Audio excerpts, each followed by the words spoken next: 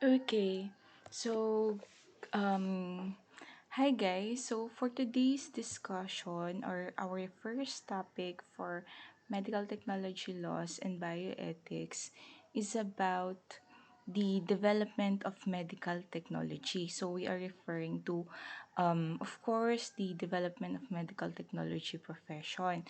So for this discussion, I lifted this um from our main reference, which is the Philippine Medical Technology Laws and Bioethics by Sally C. Suba and Giovanni de Jesus Milanes. Okay, so this will serve as our main reference for this subject. Okay, so for the learning outcomes, so at the end of our discussion, students must be able to define the medical technology profession.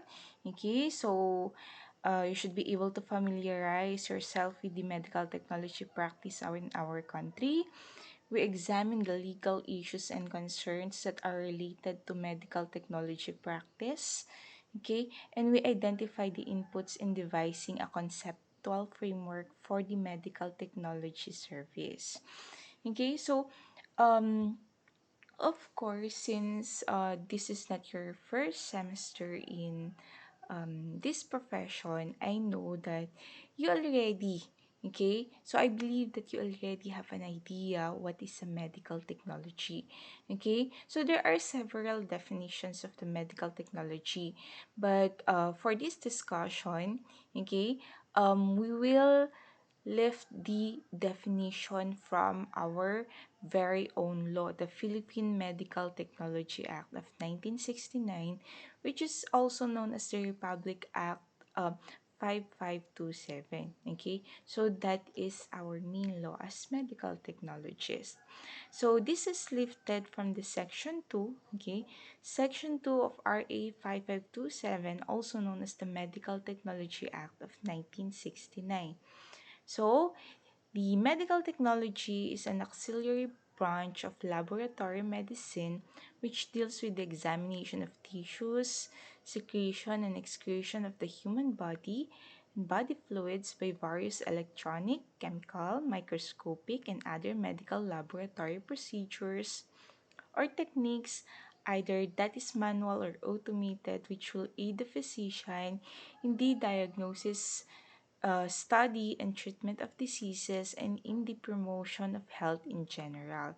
So, we will try to elaborate this further. So, what do you mean by this very long definition of a medical technology? So, in simpler terms, medical technologists, okay, are actually a part of the allied health profession wherein they do clinical laboratory analysis using machines, okay, and other equipment. We use reagents, okay, that can either be manual, we do it manually, okay, or we do it with the help of equipments through automation, okay, gagamit kayo dyan ng mga machines, okay. So, what is the purpose of that? So, that is to aid the physician in the diagnosis. Why? Because we provide laboratory analysis wherein there will be test results which will be used by the physician in his or her diagnosis. And if that those test results are used in clinical diagnosis, okay, so it can also be used for monitoring of therapy, okay, identification of the disease, identification of the cause for the sickness, okay, and with that, we promote health in general. Okay? Why? Because if there is a correct, okay, of course, this is very important. If the test results is correct, the diagnosis is correct, the treatment is correctly done, okay, the interventions are correctly done, then an individual can recover from his or her illness or disease. Okay, if that is treated. So, kung hindi naman treated, hindi naman natitreat, okay, hindi naman gumagaling yung sakit niya, just like for diabetes, okay, so once you have the diabetes, it's always there, okay, you have to just maintain, okay, So, nandiyan na yan. Intervention na lang yung kailangan. So, you are still, as a patient, you can still manage the consequences of diabetes. Okay? So, take note, guys, that based on RA 5527, or not just based on our law, take note that we as medical technologists, okay, we do not interpret the laboratory test result to diagnose a disease or illness. We may know the diagnosis, but if a patient asked you, okay, to diagnose his or her clinical condition, never ever interpret the laboratory test result because you are not allowed to do so. Okay? By law, you are also not allowed to do so. Hindi mo pwedeng i-interpret yung laboratory test result na nakuha mo using automated machines or manual using the laboratory procedures that you have done because basically you are not a physician. Okay? So, you are not a physician and thus you must not do the interpretation. Okay? Hindi din ikaw yung magda-diagnose. So, I hope guys that that is clear. We do the clinical laboratory diagnosis. So, we are speaking here in hospital and clinic setting wherein you are working as a medical technologist in the laboratory because there are different career opportunities. Okay? So, yun. So, the different career opportunities will be discussed in your uh, Principles of Medical Technology Practice 1. And it will be discussed, okay, there in that particular subject to get to read the history. So, that will be your second topic in PMLS. Okay. So, guys, so why do we need to discuss, okay, why do we need to discuss this topic, okay, the different laws that are related to the medical technology profession? So actually this one, okay, to give you an overview, so we will be discussing some of the important laws that is related to medical technology practice. Okay, so we have here the present medical technology practices in the Philippines. Okay, so we will um, we will be discussing the different laws, okay, that are related to the practices of a medical technologist in our country only. Okay, so for other countries they have different laws, but for us we'll discuss what is the laws that are related to the practices of medical technologists in our country. Okay, so we have the different laws that mandates our professional practice. Okay, so we are governed by different rules and regulations wherein we should comply as a professional. Okay, so one here is the labor law. Okay, because of course, especially even if you are the owner of the laboratory, you are covered by the labor law, and even if you are an employee, okay, you are um this one we have the labor law, okay, wherein it is considered an important because of the existence of the employee-employer relationship. So, under the labor law, a medical technology professional is entitled to benefits. Okay? So, we have different benefits. So, just like for the vacation leave, okay, sick leave, and others. Okay? So, these benefits are extended to you by the employer relationship. So, aside from that, we have there the criminal law. Okay, so the criminal law, this is embodied in the revised penal code of our country. So, under the criminal law, a medical technology professional who commits an offense can never be denied of due process and equal protection. Okay, so even if, for example, um, you interpreted, No, you gave an erroneous laboratory test result, okay, instead of uh, you were not able to read it at the correct time. Instead that the patient is hepatitis negative, you put their hepatitis positive because of negligence.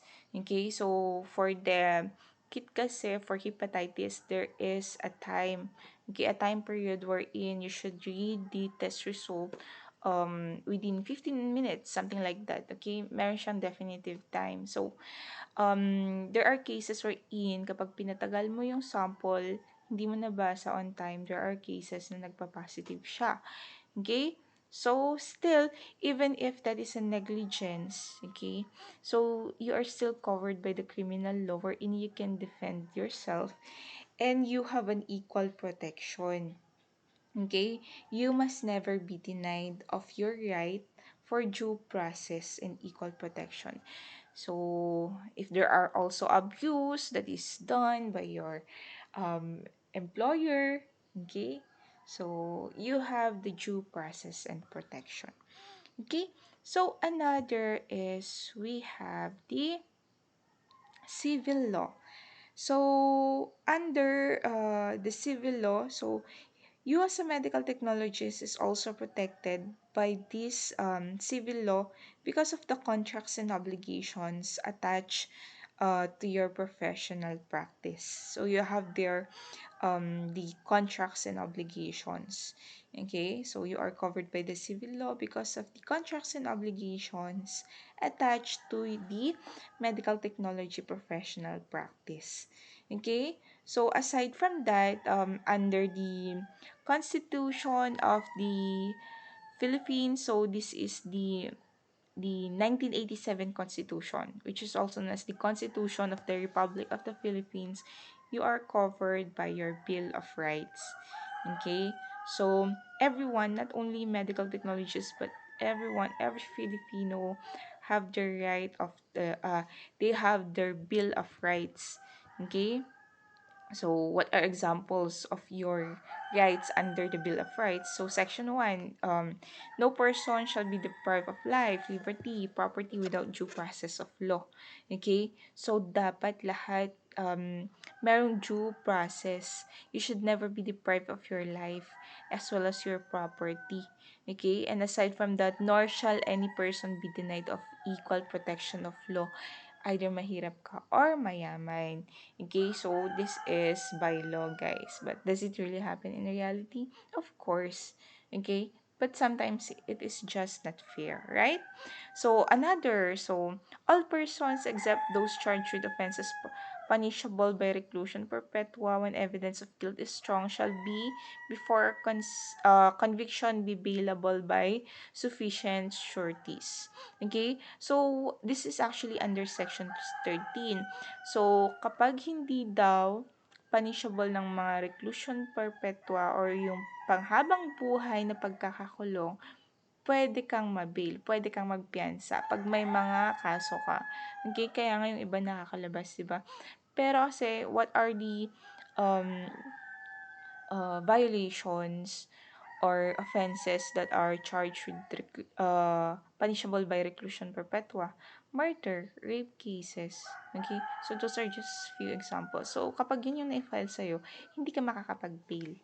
Okay? But pag hindi naman ganun ka-grave yung offenses, you have the right to bail. Okay? So, that is given to you by your Bill of Rights. So, there are many other important rights under Bill of Rights, but we will not discuss those further because I believe that you have tackled this already in your senior high school. Okay, so aside from those, the labor law, criminal law, civil law, the your Bill of Rights. So we have here other important laws that are related to medical technology practice. So we have here the labor law. So under Rule 2, the employment and promotion. Rule 5, private employment agencies. Also under the labor law is Book 3, conditions of employment.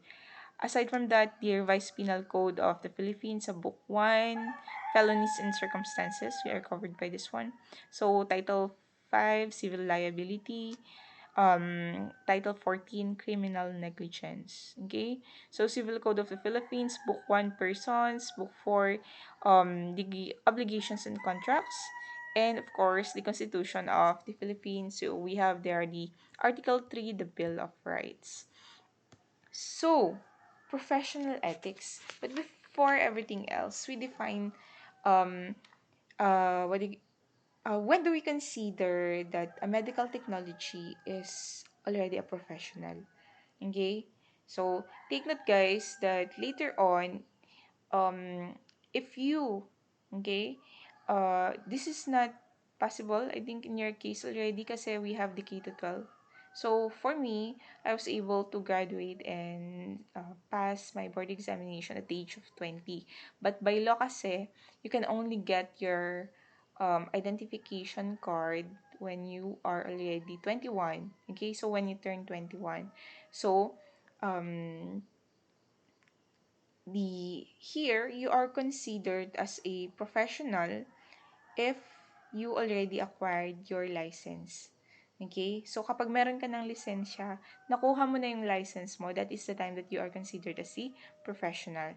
So, every medical technologist, of course, we are referring to registered medical technologists, you are mandated to observe the Code of Professional Ethics. Okay? So, eto minsan yung wala sa iba. Okay? By law, you are already a professional, but by attitude, the way you act, hindi. Diba? Kasi marami pa ring bastos, ganyan. And many more. That's why, if you are already a professional, you should practice it. Okay? You observe your professional conduct. You follow the code of professional ethics. Okay? So, by this, since you are a professional, okay, you should, okay, this is not by law that you should act, but you should maintain professionalism and demonstrate proper decorum at all times. Okay, so you also uphold professional ethics, so and observe punctuality, honesty, diligence, dedication, and respect. So as a professional, okay, so you should be punctual daw. Okay, you should be honest, diligent, dedicated, and of course, you must be respectful. You should respect not only professionals but other individuals as well, even if they are not educated. Okay? So, part yun ng pagiging professional mo. You should never look down on others just because, okay, you have a higher educational attainment. Okay? So, respect for people, respect for others. Okay? So, parte din ng pagiging professional ang pagiging honest. Okay? So, be honest even if others are not, even if others cannot. Okay. So, professional ethics is aligned with the rule in the Civil Code of the Philippines, which states that every person must, in the exercise of his rights and in the performance of his duties, act with justice, give everyone his due, and observe honesty and good faith. So, this is under Article 19. Okay? So, even if you are professional, okay, so you must exercise your rights. But actually for this one, every person, so it entails everyone, okay? So, lahat daw, okay, you can exercise your right, okay, you perform your duties, okay, act with justice, give everyone his due, okay? Give everyone what is due to them, okay? So, of course, everyone deserves practice. Everyone deserves respect, okay? For you to be respected as well, okay? And you should always observe honesty and good faith. Okay, we move to the CHED Memorandum Order for medical technology education. So, under the CHED Memorandum Order, so it states that students should complete 3 years of academic courses and internship. Okay, so here, um, so you should comply also the rules and regulations of the institution that offers the program. Okay? So, 3 years of academic courses because for your curriculum nowadays, 3 years ka lang mag-i-stay sa school, okay? And for the 1 year, you will go already in your internship with, of course, training hospitals.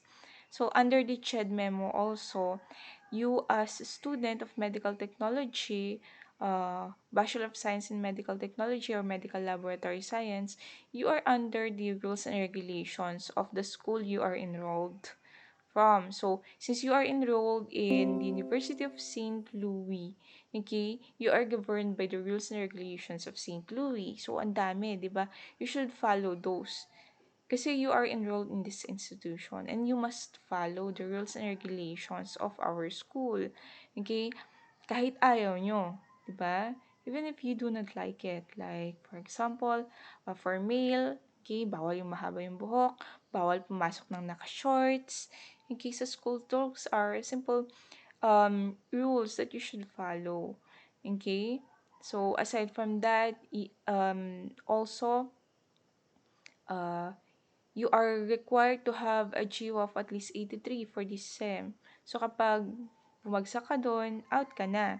So, those are some rules and regulations that you should follow. Kahit ayaw mo, hindi ka pumasa 80, gusto mo pa rin magstay, hindi na pwede.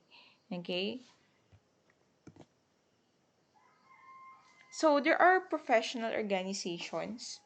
So, after obtaining your license later on, of course, guys, you have to register with any of the two professional organizations. So these are the professional organizations for medical technologists. We have the PASMET and the PAMET, the Philippine Association of Schools of Medical Technology and Public Health, as well as the Philippine Association of Medical Technologists. So you should also uphold the goals and objectives of these professional organizations by observing the rules and regulations. You attend seminars, you attend workshop, you attend conventions. Okay? So, parte yan ng pagiging professional mo. So, dapat kang maging member ng mga professional organization. Okay, so we move to the different legal issues and concerns that are related to medical technology practice. First, the right to perform the profession with minimal supervision of a pathologist. Okay, so let me give you an idea about this one.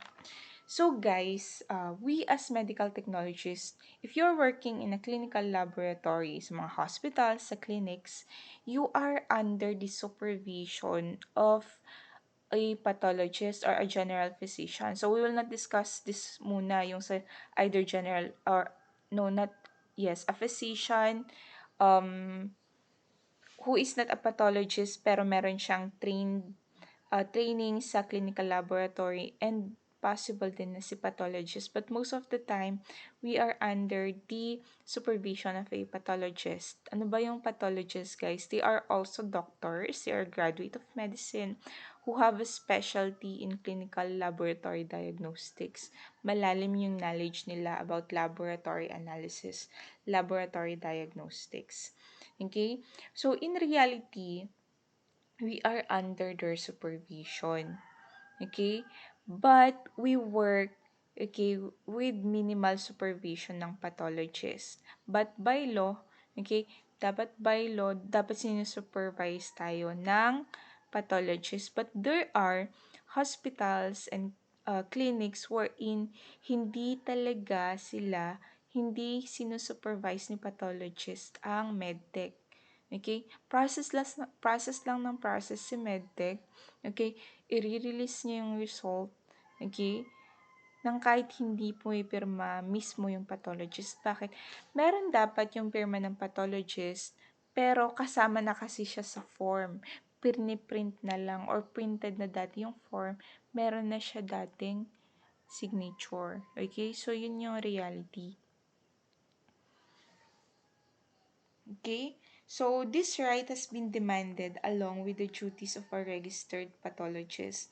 By function and duty, a registered pathologist is tasked to supervise an entire clinical or anatomic pathology laboratory. Okay? So, sila yung pinaka-head ng kahit anong clinical or anatomic laboratory. So, despite his or her registration, a medical technologist, okay, remember this one, a medical technologist cannot perform the work of a pathologist. Hindi siya pwedeng mag-supervise, hindi pwedeng maging head ng laboratory ang isang medical technologist. Okay, bakit to naging issue? Kasi there was a time that the medical technologists want to get this.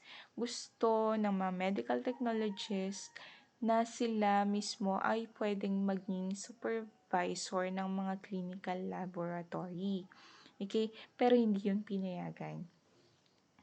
Okay, so ang dapat na supervisor, ang dapat na head ng laboratory is a pathologist who is a graduate of a medicine program and a PRC board passer. Okay, so she must also have additional residency training and expertise in clinical or anatomic pathology. Therefore, the right to perform the profession with minimal supervision by a registered pathologist is the discretion of the pathologist or the hospital director. Perhaps such rights stem from the earliest legislation implemented in the Philippines with the medical technology profession was not yet fully recognized. Okay? So, this one, guys, the right to perform profession with minimal supervision by the pathologist or the discretion of the pathologist or the hospital director. So, discretion na to ng hospital or ng clinic kung kailangan bang i-minimally supervise ang isang medical technologist. Okay? So, later on, you will have an idea sa next topic natin, okay, sa learning task nyo. Kasi, you will have a case study. You will read um, a criminal case, okay, against a medical technologist, and involved kasi dito yung sa practice ng pathologist.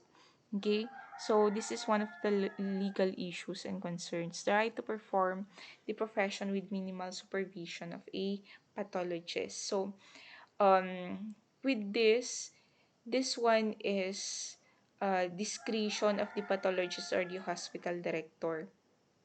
So, nasa sa kanila yung desisyon kung kailangan bang i-supervise or i-minimal supervise ang isang medtech. Another, the right to enjoy the privilege and prestige of being a medical technologist.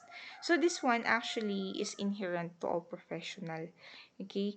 So, a medical technologist enjoys the privilege of doing all the laboratory examinations and the prestige of being called a laboratory scientist. So we are also called as clinical scientists. So the privilege to perform our laboratory examinations requires, do not forget this one, the privilege to perform a laboratory examination requires expertise, experience, and training. Okay? So you can perform our laboratory examination provided that you are already expert in conducting the laboratory procedure. You have the experience. Siyempre, expert ka kung may experience ka, right? And aside from that, expert ka kung may experience ka as well as may training ka. Okay? Take note, guys, that if you are a fresh graduate and a newly licensed medical technologist, wala ka pa niyan. Wala ka pang expertise, wala ka pang experience, wala ka pang training. Okay? Kasi bagong graduate ka lang, di ba? Ay, bagong pasa ka lang. Okay? So, there are laboratory examinations that you cannot conduct without training. And what are these? Okay? Examples are HIV testing. You cannot do HIV testing by law, ha? This is by law. Iba kasi yung practice sa by law.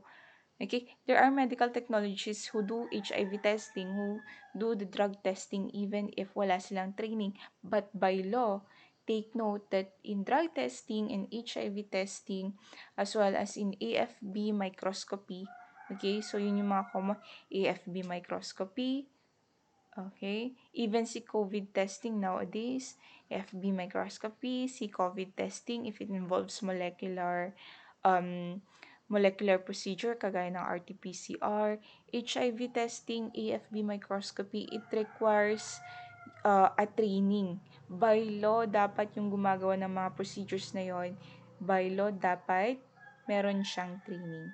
Okay? So, historically, this one, um, historically, these were actually granted to medical technician. Okay, they were able to perform all the functions of a registered medical technologist. However, okay, ano ba kasi ang medical laboratory technician? So, um, kumbaga, they are assistant. They help medical technology in the laboratory. Okay? So, however kasi, before they have all those rights, they can process the specimen. However, okay, they can conduct laboratory test. However, binawi yun sa kanilang privilege. Okay?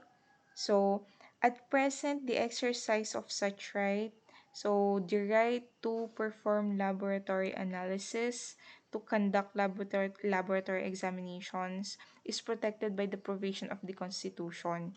Okay? So, hence, a medical technologist may enjoy such a privilege and prestige not only as a citizen of the Philippines but also as a registered medical technologist as long as um, the exercise of such rights do not prejudice another person's right or is not against public safety and policy. So, anong ibig sabihin nun, guys? Okay, so when exercising your right, your prestige, okay, and your privilege as a medical technologist when conducting laboratory examinations, okay, so you must exercise your right but not never, okay, never put a person's right or never prejudice another person's right. Okay? So, hindi mo pwedeng tanggalin yung right din ng mga patient mo. Okay? So, yun yung ibig sabihin nun. Or, hindi mo dapat sila i-deprive ng kanilang right. Okay? So, in relation to clinical laboratory test, it is the right to have the correct laboratory test result. Kasi kung mali-mali yan, okay, they are protected by law. Okay?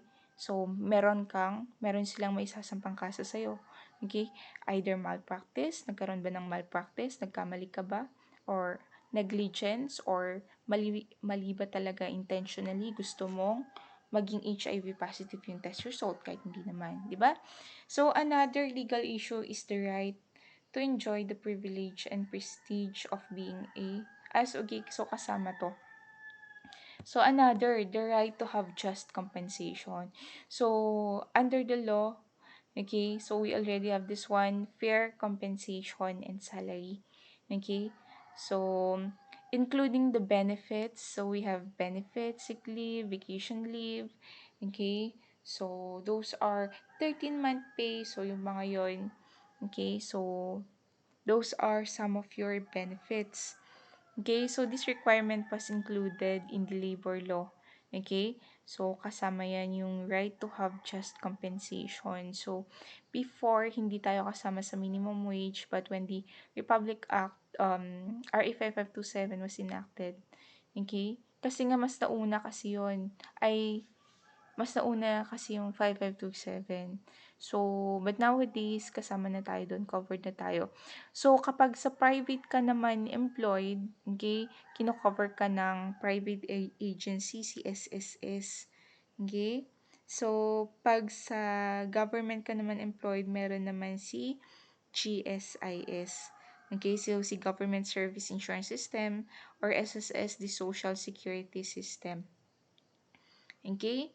So, for example, we give some example here. When we say na meron kang fair compensation, so under labor law, the regular working hours for a medical technologist is 8 hours a day. Okay? But if you work between 10 p.m. to 6 a.m., you are entitled to night differential pay. Okay? which is not less than 10% of your regular pay. So, ano yung, for example, yung sahod mo for regular hours na 8 hours is 600. So, dapat hindi bababa sa 10% yung maging night differential mo. Ano ba yung not less than 10%.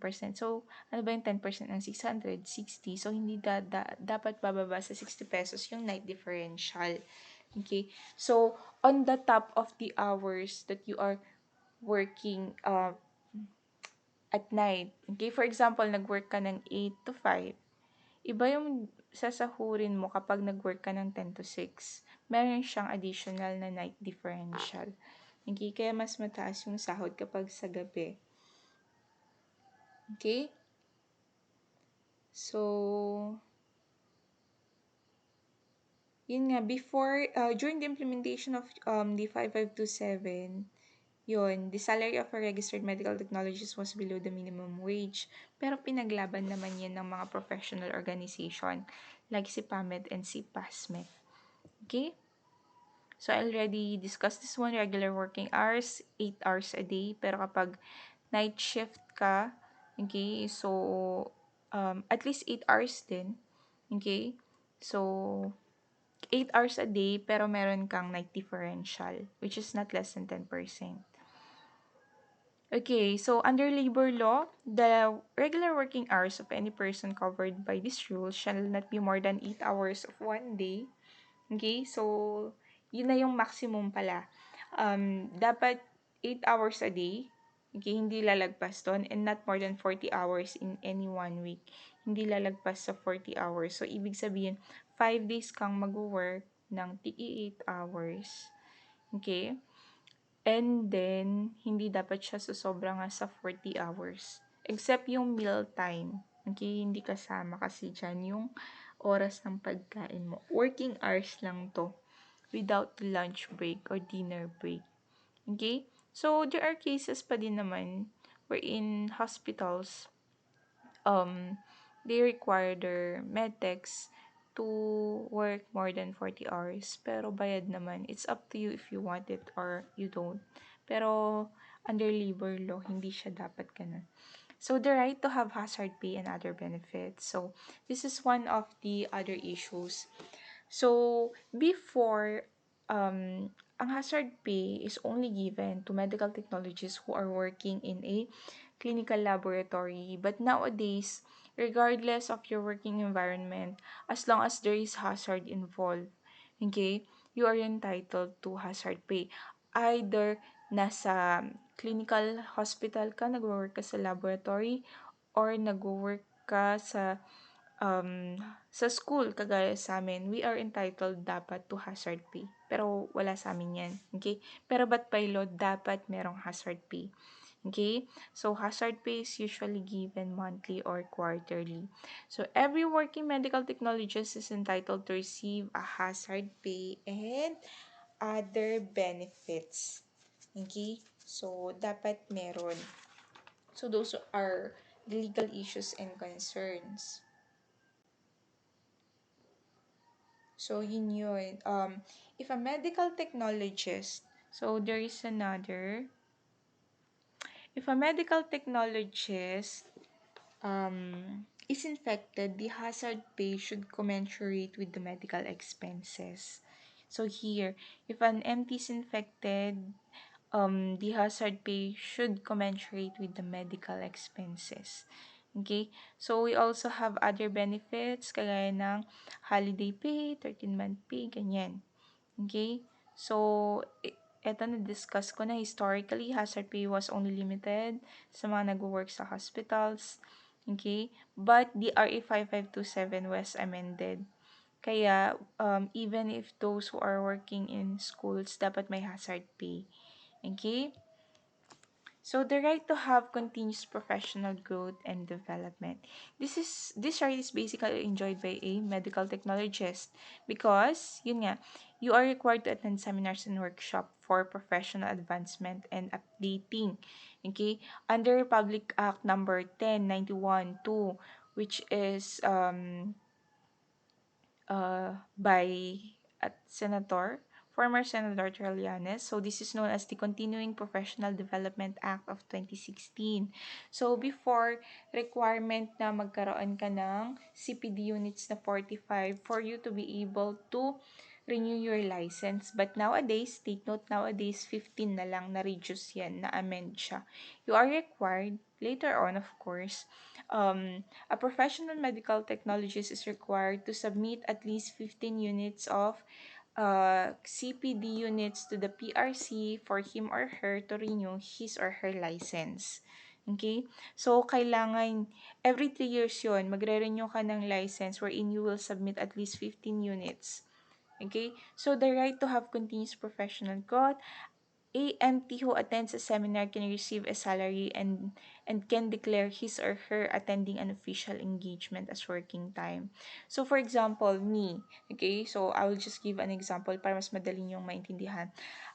Um for example, I work 8 to 5 hours in the university.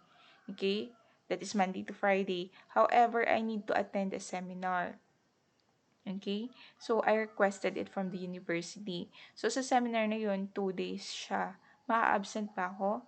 Hindi. Okay? As long as that is approved by the university, I am still considered as a working employee even if I attended the seminar. Okay? So, as long as kinonsider yun ng institution. Okay? Masasahuran pa rin ako dun sa 2 days na wala ako sa school. Okay? So, however, okay, so meron siyang condition. Attendance in lectures, meetings, or training programs and other similar activities should not be counted as working time if all of the following conditions are met. So, the attendance is outside the employee's regular working hours. So, for example, yung kanina ituloy natin. I work in the school Monday to Friday, but the seminar is scheduled as at Saturday. So, that is not considered as overtime for me, because that is outside my um, the regular working hours in the university. Parang ganon. So, attendance is in fact voluntary. For example, you are working in the university, other example na to, and then the activity that you want to attend, the seminar is 85 in a Wednesday. Okay? So, you went there without the approval of the institution. Gusto mo lang, okay? Hindi ka naman pinayagan ng institution to attend. So, that's not considered as a part of your working time. So, maa-absent ka doon. Okay? Ginusto mo siya, hindi ka pinadala ng school. Parang ganun. The employee does not perform any productive work during such attendance. Eto, this is hard to, for number 3, mahirap naman to. This is hard to prove. Okay? So, hindi naman magre-report yung mga, um, yung nag-organize ng seminar na wala kang ginawa, wala kang productive work during that seminar or training. Okay? But, by law, yun yung mga conditions na, pag yun mga conditions na meet mo, okay, hindi daw siya kasama ng working time. Another issue is the right to have a conducive workplace and good working conditions. Okay? So, good working conditions is more pronounced in the provision of the Labor Code of the Philippines. One of these provisions follows: every employer shall give his employee, regardless of sex. Okay? So, dapat ito, makrafting not only sex, regardless of gender. Di ba? Not less than 1 hour for regular meals, except in the following cases. Okay? So, dapat daw, hindi ka mabigyan, dapat meron kang lunch break or break na kakain ka. Okay? Which is not less than 1 hour for regular meals. Okay? But there are instances that it is allowed by law, okay, that an individual, a medical technologist can only have or can have a regular lunch break less than 1 hour. Okay? Pero hindi siya dapat bababa ng 20 minutes. Okay?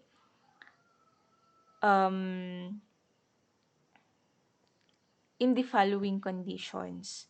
Okay? when the work is non-traditional work in nature and does not involve strenuous physical exertion. Okay, so pinag-overtime ka, pero hindi dapat, okay, for example, 30 minutes lang yung na-require sa'yo na lunch break. Pero dapat, pag ganun, hindi dapat strenuous yung hindi mabigat na trabaho. Hindi ka mag exert ng physical, okay, ng physical work ng sobra-sobra. Okay? So, aside from that, when the establishment regular operates not less than 16 hours a day. Okay? So, yung establishment na yon more than 16 hours siya nagwo-work. Okay? So, pwedeng i-cut ni employer mo yung 1 hour na regular meal break mo into 30 minutes. Pwede yon. Okay?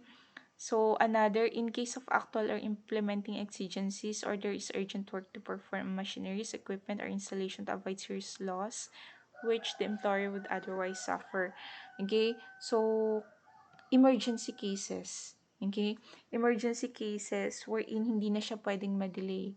Okay? Kasi nga, nagkaroon ng breakdown sa machine. Okay? So, kapag hindi kasi siya na-address, malaki yung mawawala sa employer. So, pwede yun. Pwedeng makat yung regular meal hour mo. Regular 1 hour break. Pwede yung i-cut. Okay? So, when the work is necessary to prevent serious loss of perishable goods. Okay? So, kailangan mo mag-overtime kasi kailangan mong i-ref lahat ng reagent. Kailangan mo silang dalhin sa storage room, mga ganyang cases. Kasi may masisira. Okay? So, by law, allowed na i-cut yung regular 1 hour na meal mo in those cases. Okay? Another, the right to have a conducive eye same. So rest periods or coffee breaks running from 5 to 20 minutes shall be considered as compensable working hours. So I did not know this one before. So pwede pala to. Okay? So by law, you are allowed to have coffee breaks of 5 to 20 minutes pero kasama na siya sa working hours mo. Okay? So hindi ka mamaminusan kasi nag-coffee break ka. Okay?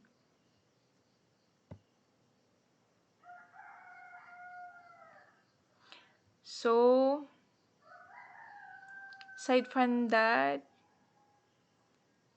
yun nga, so ano yung mga rights mo and other benefits. So, under the labor code, okay, so yung status of employment, these are some of your rights.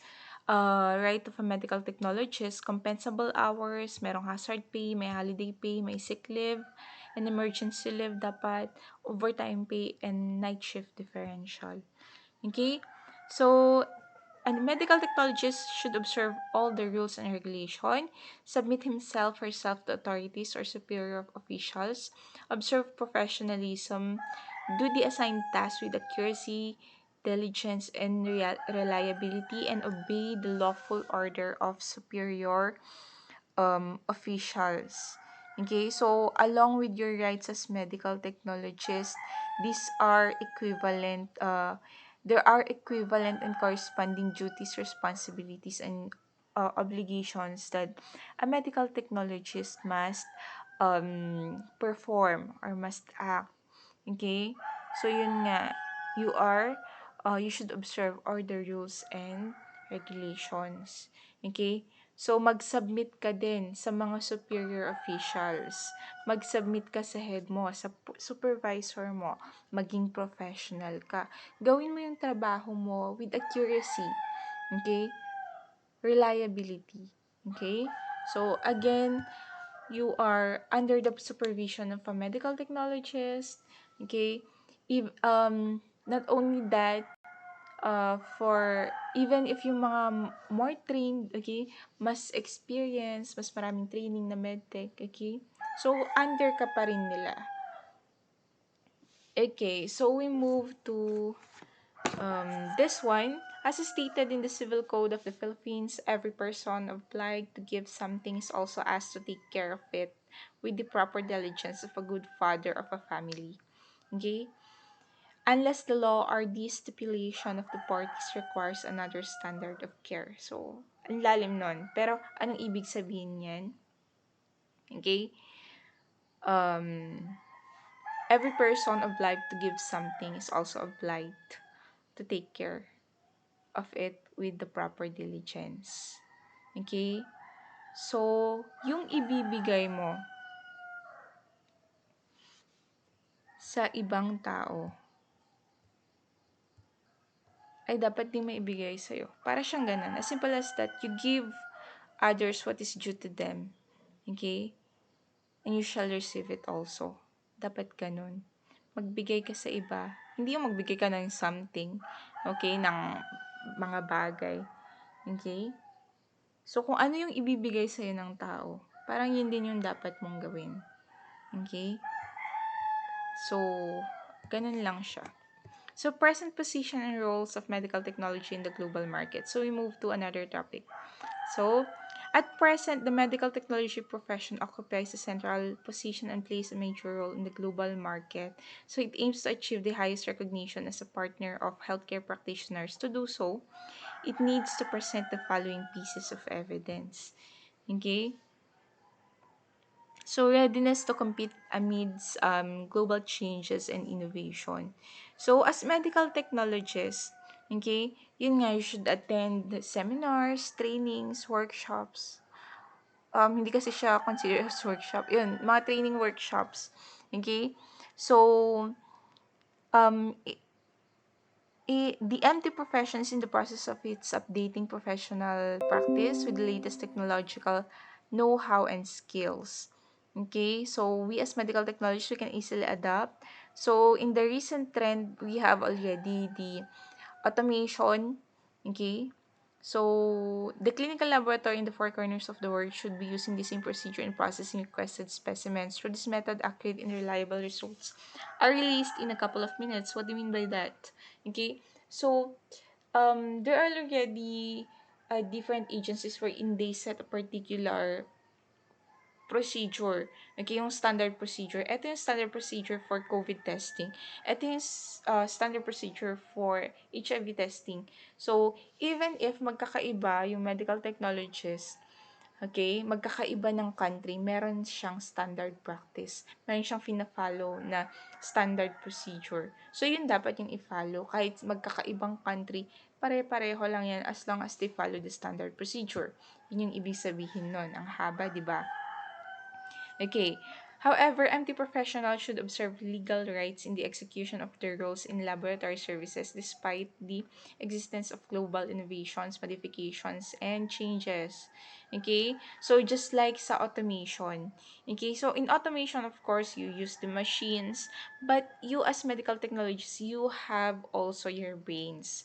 There are cases nagkakaroon ng breakdown yung mga machines. May mali-mali sa mga nilalabas nilang resulta. As medical technologists, as a competitive medical technologist, you should be able to check or to see what is wrong, okay, sa mga machines na yon. And you should act using your brains, of course. Okay? You should act. Okay? So, as an intellectual creation, okay, you should act from that. Okay? Hindi pwedeng you depend always on the machine because there are times wherein nagkakamali sila. Okay? So the civil law states that by intellectual creation, the following persons acquire ownership. Okay, the author with regard to his literary, dramatic, historical, legal, philosophical, scientific, or other works. So, eto naman is yung right mo as a medtech for your intellectual work.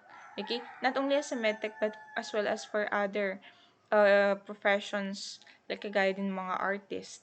So, yan. So, they have the right to their musical composition. Okay? So, sa number 4, the scientists or technologists or any other person with regards to his discovery or invention.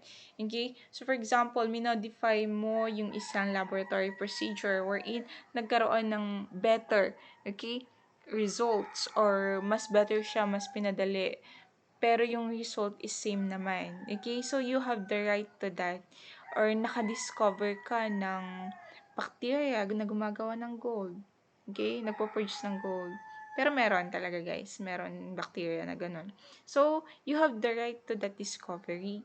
Nakadiscover ka ng fungi na pwedeng gawing antibiotic ulit.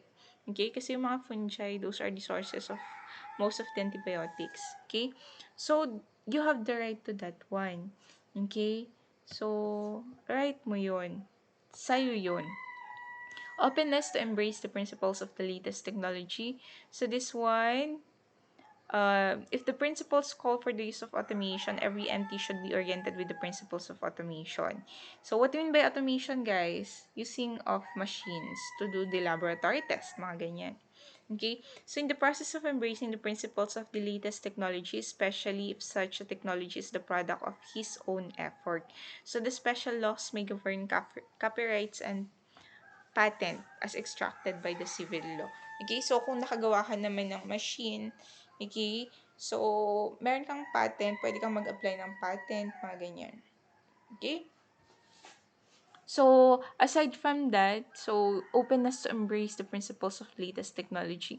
So, there is a new machine or there is a new technology, there's a new method. So, as medical technologists, you should be open in adapting. Okay? You should be open in adapting. Ay, ayoko yan. Mahirap. Mas mahirap siya. Eto na. Comfortable na ako dito. Hindi pwede yung ganun. Okay? So, dapat flexible ka din, ini-embrace mo din yung mga latest discoveries and yung mga latest product ng automation or technology. So, another, dedication to work and consistency in making decisions and judgment. It is necessary to respect the rights of a patient. Okay? Always respect the patient's right. Okay? So, in making those decisions and judgment, the medical technologist should execute his or her assigned task with accuracy, reliability, and discretion. Again, negligence or gross mistakes have no place in global work practice. Hindi ka pwedeng magkamali, hindi ka pwedeng magpabaya. For example, in a blood banking section, okay? So, a medical technologist working in a blood banking should always be focused. Hindi pwede yung petiks because an error in cross-matching procedure, okay? What do you mean by cross-matching? You are trying to identify if the blood of the donor is compatible with the blood the recipient. What do you mean by compatible? There will be no reaction. Okay? Hindi magkakaroon ng pagkasira yung mga red blood cell, hindi magkakaroon ng harm sa recipient. So, if, okay, you as a medical technologist were negligent, nagkaroon ng reaction, okay, mali yung naisalin na dugo. Okay? So, kasi nagkamali ka sa cross-matching, nagkamali ka sa blood typing, okay, you are criminally liable. Okay? So, a negligent person, not only a negligent person, okay? So, or those medical technologies having malpractice, you are criminally liable for your acts. Okay?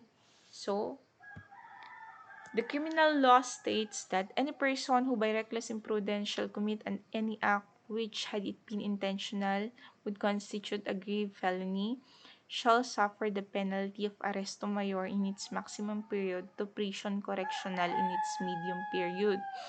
Okay, so eto daw, had it been intentional, kapag grave felony, okay, ang isa-suffer mo ay arresto mayor to prison correctional. Okay, so napasearch pa ako dito.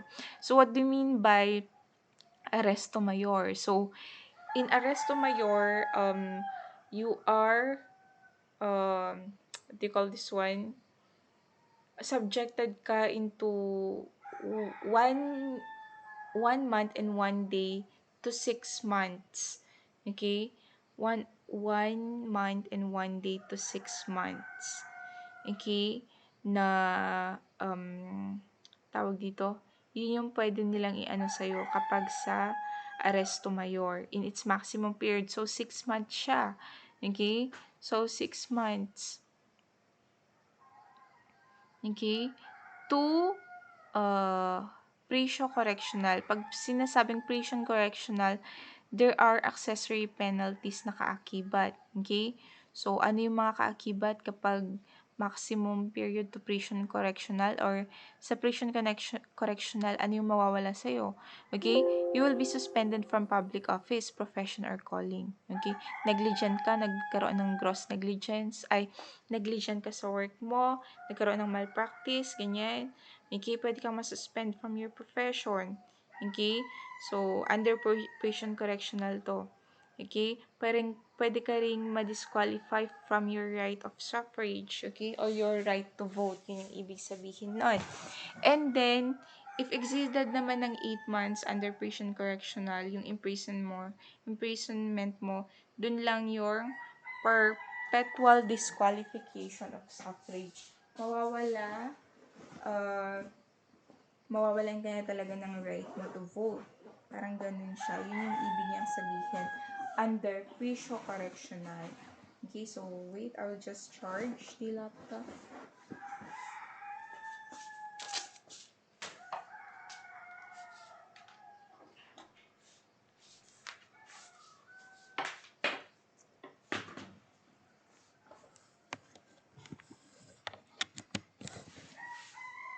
Oh my goodness. Kala ko na turn off. Okay, so that is for grave felony.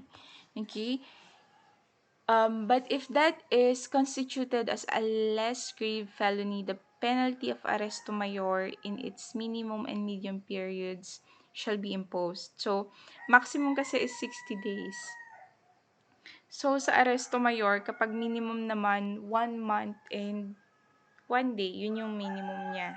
Pag less grave felony yung nakumit mo. If it would have constituted a light felony, the penalty of arresto minor in its maximum period shall be imposed. Ano naman yung arresto minor? So, that is 1 day to 30 days lang. Okay? Kapag light felony. Okay? So, again, kapag grave felony, arresto mayor, 1 month and 1 day to 6 months yon. Pero, maximum period niya, so 6 months to prison correctional. Okay, so again, prison correctional, there are accessory penalties, suspension from your profession, public office, or calling, a perpetual special disqualification from your right to vote. But if that existed 18 months, there is perpetual disqualification of suffrage.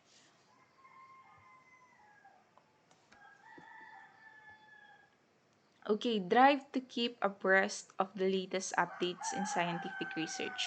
Speaking of work coverage, the tasks assigned to a medical technologist cover scientific research updates and activities. Okay, even if you don't want it. Okay, so dapat nagkakaroon pa rin ng scientific research. So, scientific research is a professional calling and nobody else aside from the author can claim moral rights over his or her work.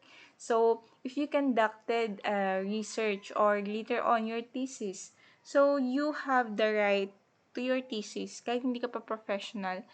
Whatever findings, okay, yung mga findings mo doon, okay, sa'yo yun. Okay, yung mga discovery mo, sa'yo yun. Those are your intellectual rights. Okay, so you have a claim. Okay, you have a claim to your work. Okay, to your discoveries. So, a medical technologist has to employ the latest technology to discover scientific inventions for the benefit of the profession. So, nowadays kasi, of course, it's hard to do scientific research without the help of the technology. Okay, so yun yung sinasabi niya. You have to employ the latest technology to discover scientific inventions that will help the profession but as well as to help other individuals. Okay? So, willingness to uphold the values of professional organization. So, as medical technologists, okay, so you should uphold the goals and objectives and mission and vision of the professional organization, the PAMET or PASMET. The insignia or emblem of a professional organization signifies its character and purposive function. So, what do you mean by an insignia? So, that is a sign or mark distinguishing a group. Okay, so upholding the insignia is simply a way of showing obedience to lawful orders, rules and regulations, and of behaving as a competent professional as well. Okay, so evidently, the medical technology profession has been taking steps to show its major role in the global world. So, they are already actively engaged in scientific research, okay, in present trends kagaya ng genomic architectures under genome. So, this is under molecular biology. Participating in medical missions, okay, like yung mga blood donation, ganyan, okay. So, the medical technology profession or allied medical professionals are considered as professions wherein they reach out to the poor and the needy. Okay, considering updates in medical technology education, working on and manifesting its best potential in scientific inquiry through, of course, research, soliciting suggestions or advice from other paramedical profession for improvement and upgrading of the technology. So we did not work on our own. So we also get suggestions or knowledge from other profession to improve our profession. Okay? To improve the technologies used by our profession. Kasi hindi naman, we do not exist on our own. Okay? So, yung mga medtechs, tayong mga medtech, we can, if we want to really improve, as well as for other organization, kung gusto mo talagang mag-improve, you seek advice. Okay? So, outside the profession. So, we move to conceptual framework. Okay? So, this is the last topic. So, conceptual framework of medical technology services. So, as you can see here, we have procedures, science and technology, knowledge sources, and devices. Okay? So, we try to discuss this one. So, the conceptual framework of the medical technology. So, a conceptual framework, guys, of a medical technology services should be devised to project a real image of a medical technology professional. So this conceptual framework reflects the real image of a medical technology profession. Okay? So may mga procedure, may science and technology na involved, yung knowledge ng medical technologies and yung mga devices na ginagamit ni medical technology. So, this is lifted from Miranda, 2005. A medical technology can be described as the application of techniques and procedures. Kaya meron to.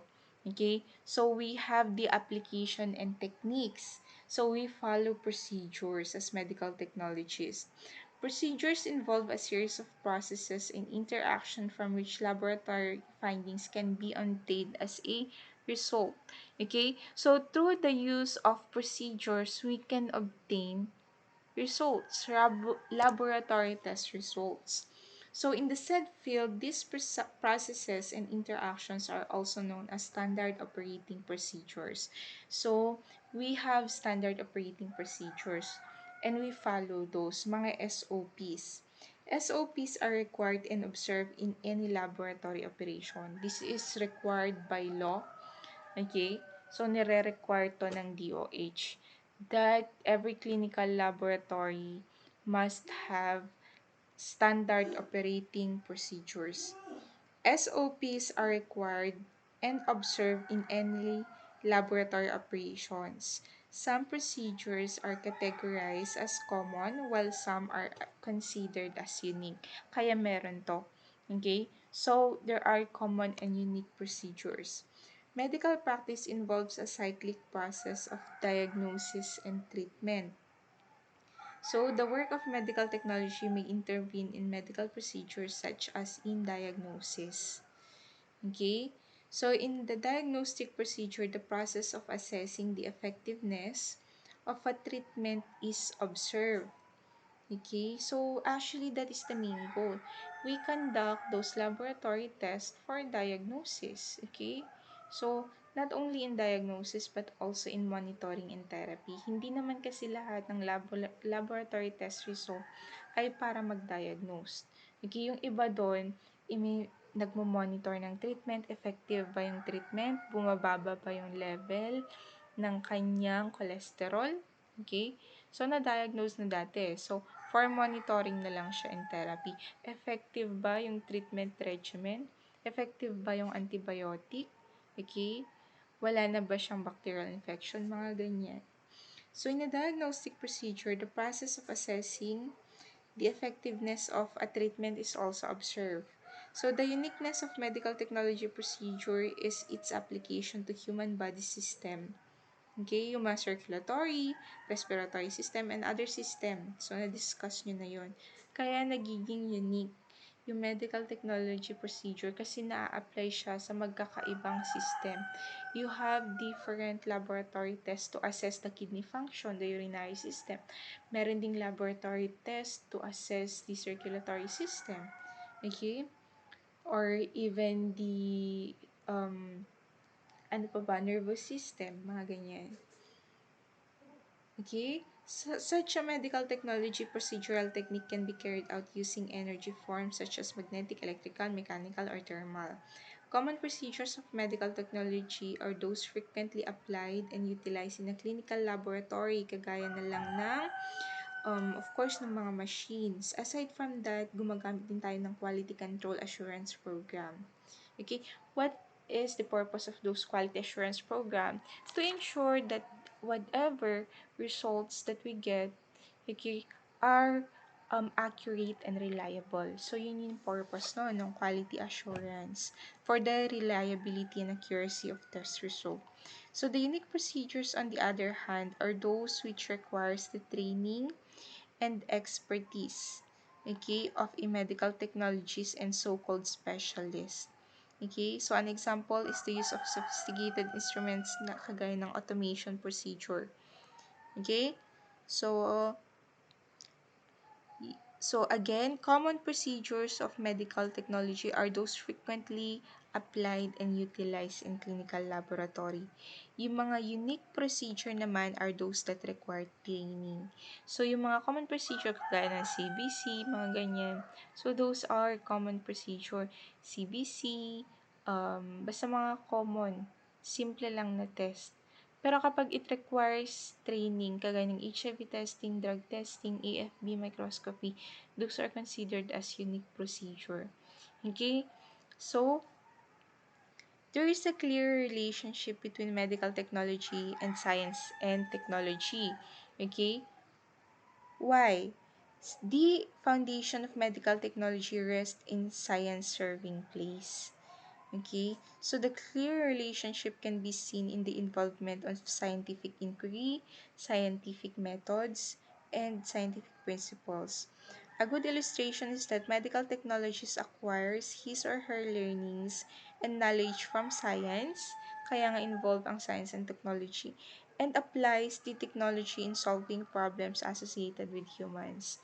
So as medical technologies, okay, we use information, we use science as the source of information, okay, and to do laboratory test results, or to be able to get laboratory test results, we conduct automations, gumagamit tayo ng mga machines, okay, so gumagamit tayo ng mga reagents, ng mga chemicals, okay, so dun nagiging related yung technology. We use the knowledge from sciences, okay, we apply it utilizing technology, okay, together with the knowledge that we have. So the knowledge acquired or gained by medical technologies comes from three different sources: individual and collective, from government, and from education institution. Kapag sinasabing individual knowledge, these are knowledge inherent in an individual on the premise that a person acquires knowledge from his or her experience or from his or her parents or friends. Yun yung mga madadaling knowledge mo. Nakuha mo siya sa parents mo. Dati mo na siyang, hindi naman, nakuha mo siya as you grow older. Okay? So, on the other hand, pag sinasabi natin collective knowledge, so, this is a result of availability, accessibility, and general acquisition from the society. Okay, for example, the knowledge of disease distribution and epidemiology is acquired from what has transpired in the society. Okay, so, like nowadays, okay, nalaman natin from the society, from the nalaman natin from the society that, okay, what do you call this one, uh, yung sa pandemic, okay, yung social distancing, those helps, right? Okay, so yung mga use ng mga herbal medicines, okay.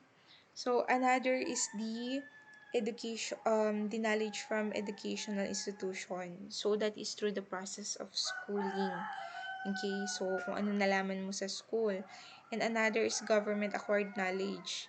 Okay, so yun yung mga products ng CHED rules and regulations and other laws. Okay, so medical devices. Ito naman devices. Medical devices may include both diagnostic and therapeutics, but in the field of medical technology, it is of great importance to utilize diagnostic devices. This may include instrument that measures the concentration of blood analytes, medical technology devices that are limited only to measurement, testing, diagnosis, and therapeutic and preventive monitoring. The rest of them, such as the enabling imaging, prosthetic, and retroactive devices, are, are within the limitations and functions of the medical technology. Okay? So this one, so for the devices, okay, so we do not cover imaging monitoring. Okay? So sa enabling, okay, imaging prosthetics and retroactive devices, hindi nakasama sa atin yon. Okay? So, ano yung mga kasama natin? So, devices that are limited only to measurement, testing, diagnosis, therapeutic, and preventive monitoring. Yun lang. Okay? So, that is the conceptual framework. So, we as medical technologists, we uses common and unique procedures that are um from or which are based from science and technology. Okay, so and then we incorporate our knowledge as medical technologists, and we use devices to yield laboratory test results. We use devices, okay, wherein we have the necessary procedures to conduct those laboratory tests. Okay, so that is the conceptual framework for medical technology services. Gumagamit tayo ng mga procedure, and yung mga procedure na yon are based sa science, okay? Okay, science and technology, ginagamitan natin ng knowledge. Hindi kasi pwedeng meron kang procedure, may science and technology and devices.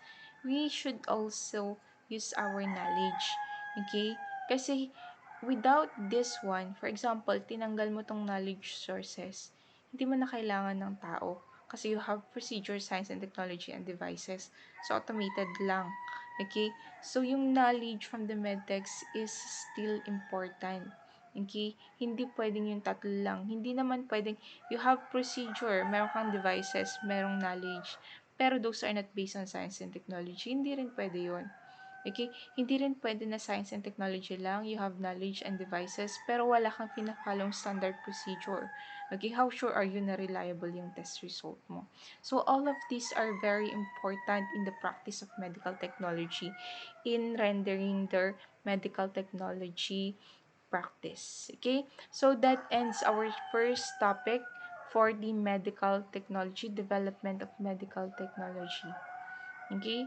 So, thank you so much, guys, for listening, and God bless everyone.